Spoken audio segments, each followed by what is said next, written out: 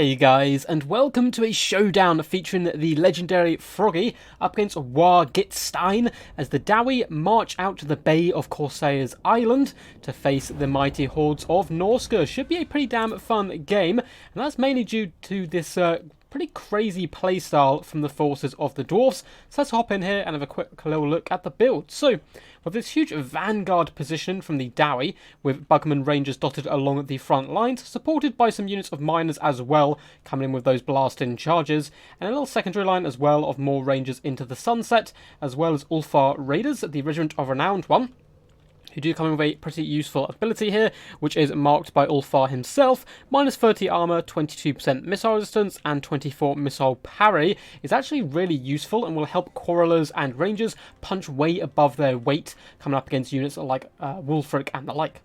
And then in this secondary force, which is the main battle line a little bit further back here, the non-vanguarding units, we have a few melee combatants, the Warriors of Dragonfire Pass, as well as some Longbeards. But apart from that, it's pretty much more ranged troops. We have Thunderers, triple in fact, dotted all the way along, as well as some basic Quarrelers.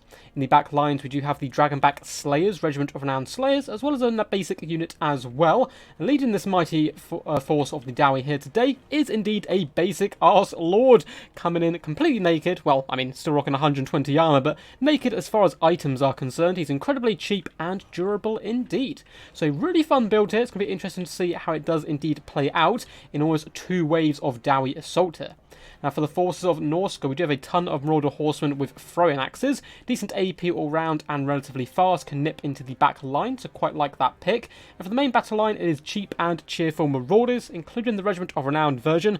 Often seems a bit of a weird pick. They're not going to do much damage at all to Dwarfs, not too good up against the heavy armour. However, they're very cheap, they can wrap around and pressurise the back lines, whilst the damage is done by the rest of the force. And the damage dealers here are aplenty. We have triple Marauder Chariots dotted on this right hand side, going for a bit of a flank overload, looking to push through as much as possible. We also have double Feral Manticore up in the skies. Manticores in general are very, very powerful, I think, for their cost, which is pretty good for them. Coming in with pretty decent weapon strength, and they cause terror as well. Cheap flying terror causes are always pretty nice. Leading this mighty force, we do have a Shaman Sorcerer of Fire, coming in simply with a basic Fireball, looking to take out artillery pieces, no doubt, as well as Wulfric the Wanderer, coming in with Hunter of Champions, Fight or Die, as well, of course, as a Sea Fang. So pretty awesome stuff all round. Let's get this battle started and see how it does play out. So as we can see, the Rangers are unleashing some salvos of arrows, all aimed at the mighty Wulfric for now, as the miners do start to brace themselves to the oncoming hordes here. And that big nasty chariots in general, very good against the Dawi, is going to push forward onto the miners. But something I absolutely love about this Dawi build, and one of the reasons I wanted to show it off, I'm actually going to pop it into slow-mo just for a second to show this off, is that the Force of Norsca really want to get to grips with the Rangers in the front lines. They're going to be darting in with their chariots, manticores, and the like, but that then allows the secondary battle line, which of course is the much more armor-piercing Thunderers, to then open fire and really kind of pick apart those key units, which are trying their best to do their job in the front line. So we have Slayers counter-charging chariots here, who are going to push through and kind of rain down and try to get into the back line onto the Thunderers as well, but it's going to give them a chance to unleash a few salvos, and every single chariot you can bring down is going to be pretty good for the forces of the Dawi here, as more Thunderers and Quarrelers do unleash another hail here onto the Manticore, who is struggling to deal with that Dwarf Lord. However,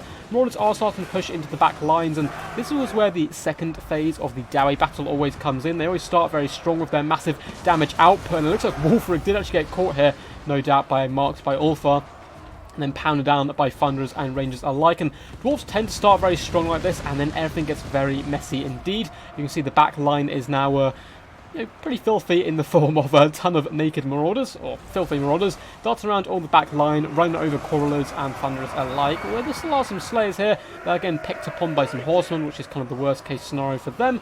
So they are going to be dancing back, trying to shut down some chariot play. It looks like the Rangers, a lot of them are in combat as well. However, the Dwarf Lord holding the centre pocket pretty strong here, going toe-to-toe with the second Manticore as well. And the Dwarf Lord isn't a bad melee combatant at all. He can take on a Manticore with a little bit of support, and taking out those flying units is certainly going to help him out quite a lot, fighting toe-to-toe with the Bugmans there.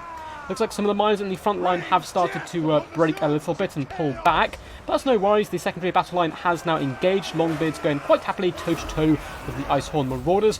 Chariots are now starting to reeve into the front line, trying to break it down as quickly as possible and allow all the other troops to stream through, which I think is a very good play. Dragonback Slayers, though, have surrounded a out-of-control Feral Manticore. Should be able to drag him down pretty effectively here with those mighty actors coming on big cleaving strikes there. In the distance, we can see some Rangers have been forced off by Marauders, but not the worst situation for the Dwarfs. Rangers are pretty cheap.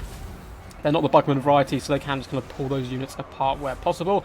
And Wulfric is going down here. He's trying to deal damage to the Longbeards, and he's finally decided to put pressure on once again after taking a ton of damage. But the Thunderers continuing to shoot into him here, doing some pretty decent work.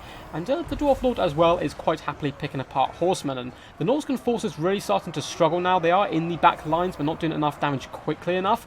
And it looks like these Horsemen are going to be forced off pretty quickly, as a full health unit of Warriors Dragonfire Pass pretty much are going to be coming into the back line as well.